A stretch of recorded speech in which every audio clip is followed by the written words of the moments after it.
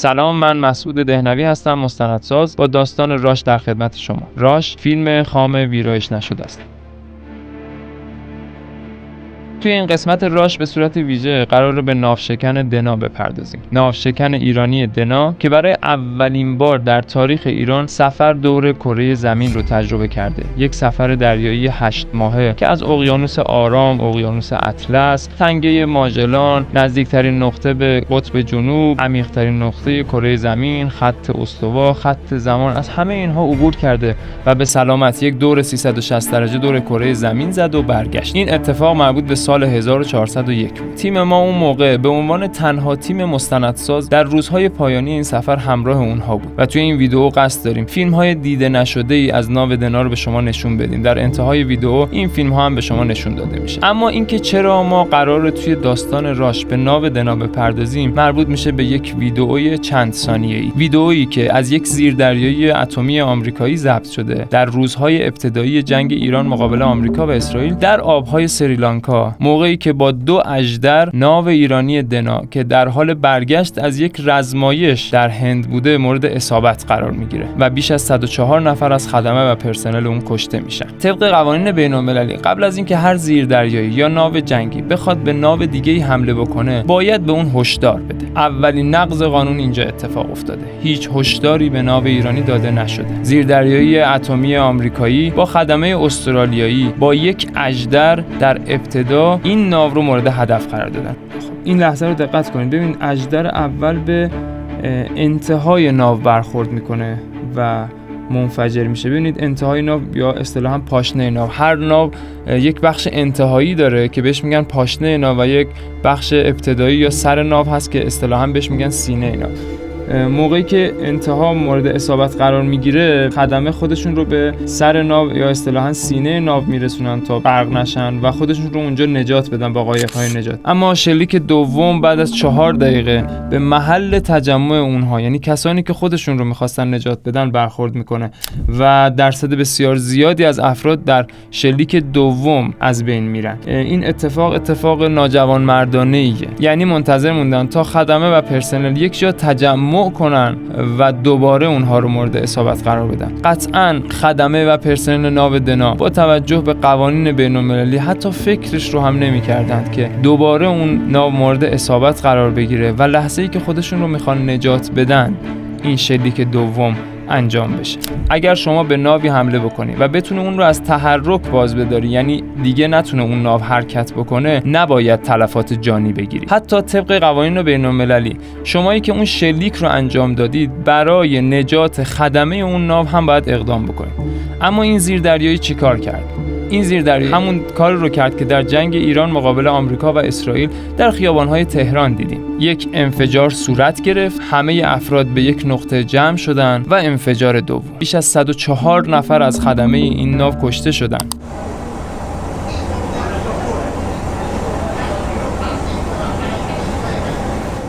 حدود 18 نفر از خدمه این ناو که در این حمله کشته شدن جزء افراد ناوگروه 86 بودن که در اون روزها من با اونها همراه بودم. من تعدادی راش از اون سفر دارم که میخوام در ادامه به شما نشون بدم. این فیلم رو ببینید. این فیلم هیچ دستکاری درش نشده. اینجا اقیانوس آرام. این هم غروب آفتابیه که از روی ناو دنا گرفته شده.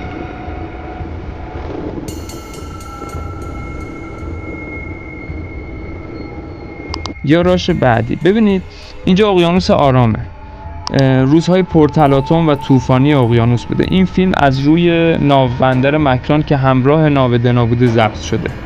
ببینید ناو دنا، ببینید چقدر ضربه میخوره از آبها و امواج و چقدر منحرف میشه. هر لحظه امکان غرق شدن این ناو وجود داشت. ناوشکن دنا توی 47 درجه انحراف غرق میشده. این انحرافی که اینجا رخ داده تا 45 درجه بوده.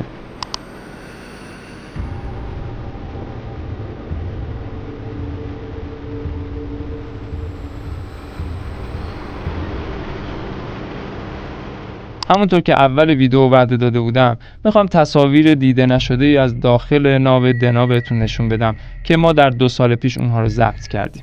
ما با دنا زندگی میکنیم. ناوشکن مثل ببره، چیزی که فرمانده برای همه جا انداخته و چیزیه که ما تو این دریا بهمون ثابت شده. اینجا کابین مدیر ماشینه، مسئول تحرک یگان. اینجا باشگاه افسرانمونه، هم محل استراحت افسراست، هم برای سرو غذا، دوباره نهار شامشون، حالا تلویزیون نگاه کردن و فیلم و این برنامه‌ها اینجا انجام میشه.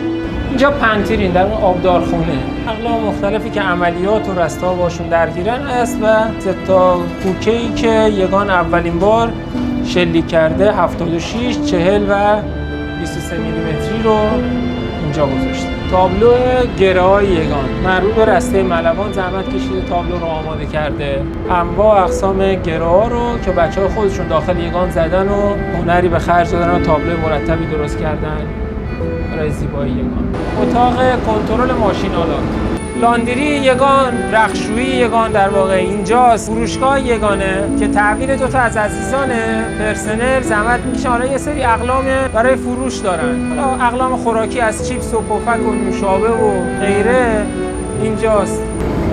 چرا درگیر سرویس کردن کلید فن موتور بوده.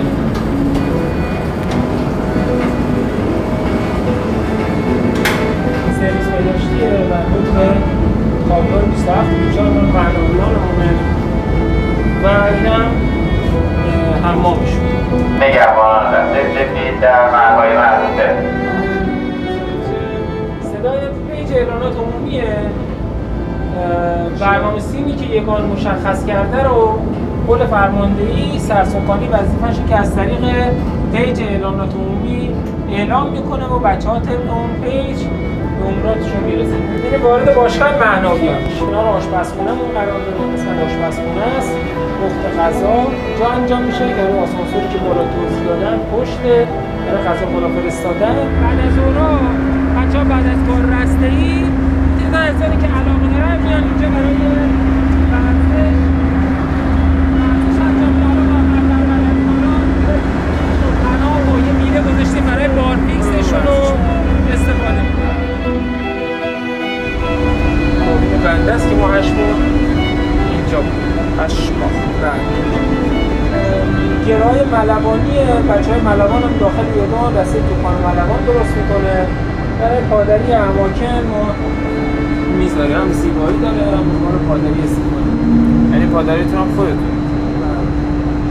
اینجا پل فرماندهی افسران ناور داخل پل فرماندهی نگهبانی میگیرن با عزیزان سرسکانی و دیدبانا.